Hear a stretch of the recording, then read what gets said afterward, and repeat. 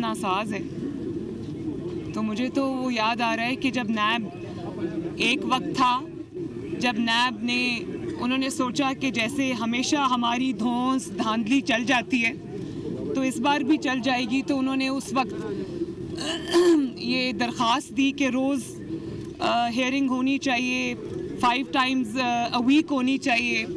اور میرے اس وقت لائر کو کووڈ تھا تو کہا کہ اسٹریچر پہ بھی وہ آ جائیں اور ڈیلی بیسس پہ ہونی چاہیے. آج جب ان سے عدالت میں سوالات ہوئے پچھلی ہیئرنگز پہ کہ کوئی ثبوت ہے تو دکھائیں, کوئی مریم کے خلاف ایک کاغذ ہے تو دکھائیں, جب وہ پروڈیوس نہیں کر سکے, ان کے پاس کوئی جواب نہیں تھا, تو اب آپ دیکھیں ایڈجرنمنٹس مانگ رہے ہیں.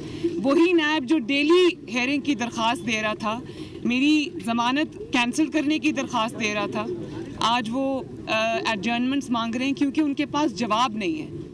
تو میں یہ آپ سب کو بتانا چاہتی ہوں کہ اگر جواب ہوتا تو وہ یہ کہتے کہ یہ ہے مریم کے خلاف ثبوت, اس کو لے لیں اور فیصلہ دے دیں. تو بات یہ کہ ان کے پاس وہ جھوٹ تھا, جھوٹ کی بنیاد پہ یہ سب مقدمات بنے تھے, آج ان کا جواب نہیں ہے تو ایڈجرنمنٹس مانگ رہے ہیں. جی مریم, کے پی کے میں جو لوکل باڈی الیکشن ہوئے, آپ سمجھتی ہیں کہ اسٹیبلشمنٹ نے یا پشاور کے کور کمانڈر نے اس میں کوئی مداخلت نہیں کی؟ یہ تو ہونا تھا.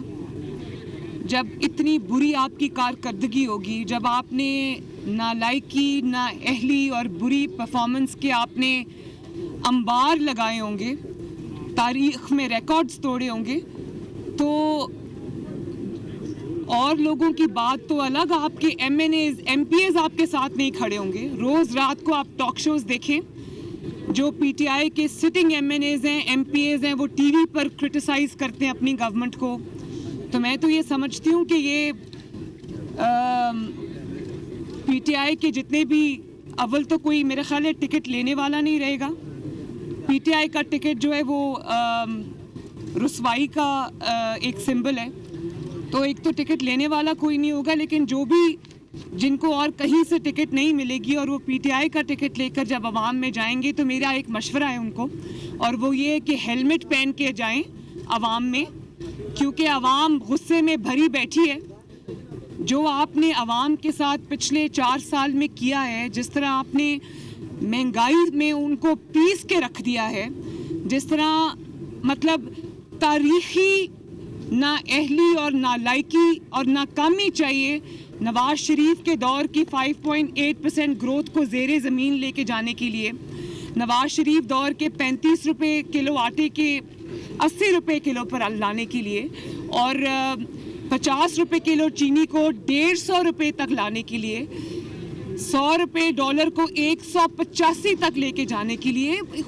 قہر ہے اللہ تعالیٰ کا, کوئی خوف ہے خدا کا, مطلب آپ نے لوگوں کی زندگیاں عذاب کر دی. تو یہ جو ملک بھر سے فیصلے آ رہے ہیں, میرا خیال ہے یہ پہلی گورنمنٹ ہے, اور میرا خیال نہیں ہے, مجھے یقین ہے کہ یہ ایک سٹنگ پہلی گورنمنٹ ہے جو ایک کے بعد ایک ضمنی انتخاب ہاری ہے. نہ صرف ہاری ہے بلکہ بہت ہی بری طرح ہاری ہے.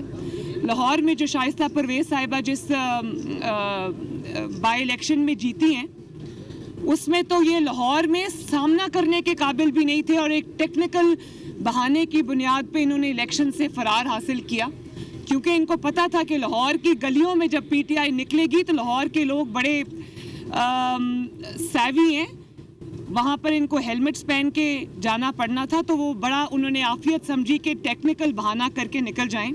اسی طرح ابھی خانیوال کا الیکشن ہوا ہے, اور کے پی میں اپنے گھر میں, جس کو یہ اپنا فورٹ کہتے تھے, جس کو یہ اپنا گھر کہتے تھے, اس میں اتنی شرمناک اور بدترین شکست.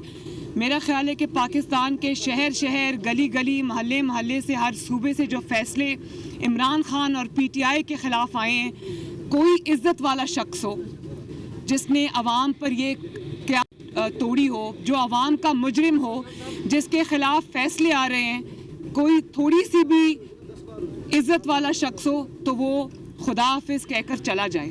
اور میرا خیال ہے کہ آج یہ بات بنتی ہے کہنی کہ عمران خان کو یہ چاہیے کہ ابھی بھی موقع ہے, اس کے بعد شاید ان کے لیے بہت برا وقت آنے والا ہے, ابھی بھی موقع ہے, عوام کی جان چھوڑ دیں, عزت سے جو تھوڑی بہت رہ گئی ہے खुदा हाफिज करे और कहें कि मैं नाकाम हो गया, मुझसे ये मुल्क अब नहीं चल रहा, मैं लोगों की तबाही का बारी बारी जिम्मेदार कर लें। आज चीफ जस्टिस की कोर्ट में केस लगा हुआ था इमरान खान साहब की डिस्क्वालिफिकेशन का। उसमें जो दरखास्त गुजार थे, पहले उन्होंने दरखास्त दायर की, बाद में वो पीटीआई में शामिल हो गए और उन्होंने दरखास्त दायर कर दी कि वो केस वापस लेना चाहते हैं। आज वो दरखास्त खारिज हो गई, उस पर आप क्या कहेंगे? मुझे उसमें इल्म नहीं है इस चीज़ का, और अगर वो ज़ाती नौयत का केस है तो मैं उस पर कुछ कहना नहीं चाहती। अच्छा मैडम, वो इस इजलास में अफगानिस्तान पे बात हुई, अच्छी बात है, लेकिन कश्मीर में बात नहीं हुई, ये नाइंसाफी है। देखिए, ये अफ़गानिस्तान पे बुलाई गई थी कॉन्फ्रेंस, और मेरा ख्याल है कि बतौर पाकिस्तानी और एक जो अफ़गानिस्तान के नेबर्स के तौर पे मैं ये समझती हूँ कि अफ़गानिस्तान जो है वो उसकी जो रिहेबिलिटेशन है वो बहुत देर से वॉर रिडन है, वॉर प्लेग्ड है, तो वो पूरी दुनिया की ज़िम्मेदारी है, सिर्फ खित्ते की ज़िम्मेदारी नहीं है, पूरी दुनिया की ज़िम्मेदारी है। वहाँ के लोगों ने बहुत सफ़र किया है, तो उनको रिहेबिलिटेट करने के लिए, उनकी मदद करने के लिए पूरी दुनिया को साथ आना पड़ेगा। और जहाँ तक कश्मीर की आपने बात की है, तो कश्मीर का जो मुकदमा है, जो कॉज है, वो बिल्कुल हम जैसे हम कहते हैं कि वो हमारी शहरग है, और हर मौके पे उसकी बात होनी भी चाहिए, उन मजालिम के खिलाफ आवाज़ भी उठानी चाहिए, और हम बिल्कुल उनके साथ हैं। जी, ये बता दें कि शहबाज शरीफ का नाम वज़ीर-ए-आज़म के तौर पर सामने आया है। केपीके बल्दियात में आप देखते हैं कि ऐसा तो नहीं है कि अंपायर क्रिकेट के दोनों तरफ खेल रहा है और हुकूमत 5 साल पूरे नहीं करेगी। आपका सवाल क्या है? शहबाज शरीफ का नाम वज़ीर-ए-आज़म के तौर पर आया, और जो क्या आपको वो मंजूर है, और अंपायर दोनों तरफ तो नहीं खेल रहा क्रिकेट के? देखिए, शहबाज शरीफ साहब का मेरे से जो रिश्ता है वो एक बाप बेटी का है, लेकिन कतई नज़र इससे शहबाज शरीफ साहब पार्टी के प्रेसिडेंट हैं, हमारे प्रेसिडेंट हैं, और सीनियर मोस्ट हैं, फ्रंट रनर हैं। लेकिन मैं ये समझती हूँ कि जो जमात है, जब वक्त आएगा तो जमात फ़ैसला करेगी, लेकिन जमात ने अपना फ़ैसला जो है, ये परवेज़ रशीद साहब खड़े हैं, मेरे साथ मरियम औरंगज़ेब साहिबा खड़ी हैं, और मेरे पार्टी के जितने भी लोग खड़े हैं, इन्होंने इख्तियार जो है वो नवाज़ शरीफ साहब को दिया हुआ है। मैंने भी इख्तियार नवाज़ शरीफ साहब को दिया है फ़ैसले का, और शहबाज शरीफ साहब ने भी जो इख्तियार है वो नवाज़ शरीफ साहब को दिया है फ़ैसले का। तो जब वक्त आएगा इंशाअल्लाह पार्टी की मशावरत के साथ नवाज़ शरीफ साहब फ़ैसला करेंगे, और मेरे लिए इससे खुशी की और क्या बात होगी कि शहबाज शरीफ साहब जो हैं वो हों, हम सब उनके पीछे खड़े होंगे, हम सब उनके साथ खड़े होंगे, हम उनकी सपोर्ट, उनका सहारा, उनका जो भी हमसे हो सका हम करेंगे। तो इससे ज़्यादा खुशी की और बात नहीं है, लेकिन वक्त आने पे फैसला इंशाअल्लाह ताला जमात करेगी मियाँ साहब की सरबराही में। जी। मैडम आपकी बात करें पंजाब की अगर बात इसके बाद करें, आप कर पंजाब में लें, आप इसके बाद कर लें। इंतखाबात जीत भी रहे हैं, लेकिन कल बल्दियात में केपी में मुस्लिम लीग नून की वो परफॉर्मेंस नहीं रही जो मौलाना ने दिखाई या दीगर जमातों ने। तो आप लोगों को नहीं लगता कि आपको केपी में काम करने की जरूरत है? सबसे पहले तो मैं मौलाना साहब को, मौलाना फजल रहमान साहब को दिल की गहराइयों से केपीके के इंतखाबात में इतनी शानदार परफॉर्मेंस पे मुबारकबाद देती हूँ, और मुझे बहुत खुशी हुई है कि उन्होंने बहुत ही अच्छा परफॉर्म किया है उनकी जमात ने केपीके के इलेक्शंस में, और मुझे लगा कि ये हमारी फतह है। उनको देखा तो खुशी हुई। मेरी तरफ से JUIF को बहुत बहुत मुबारकबाद। जहाँ तक मुस्लिम लीग नून का ताल्लुक़ है, तो मुस्लिम लीग नून का हज़ारा में काफ़ी इन्फ्लुएंस है, और हज़ारा में एक उसमें इलेक्शन हुआ है अभी, उसमें बहुत अच्छा रिज़ल्ट आया है। लेकिन मेरा ख्याल है कि हज़ारा में या KPK में मुस्लिम लीग नून का वोट बैंक मौजूद है, और बहुत बड़ी तादाद में मौजूद है।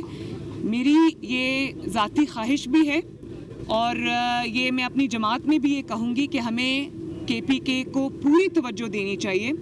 KPK जिस अजाब से गुजरा है पिछले 11 साल में इमरान खान की नाअहली की वजह से, नालायकी की वजह से, तो जो तरक्की KPK का हक थी, जिसमें वो सड़कें, मोटरवेज़ और चीज़ें, जो तरक्की के जितने भी मंसूबे थे जो KPK में बनने चाहिए थे, वो शायद इस नालायकी और नाअहली की नज़र हो गए।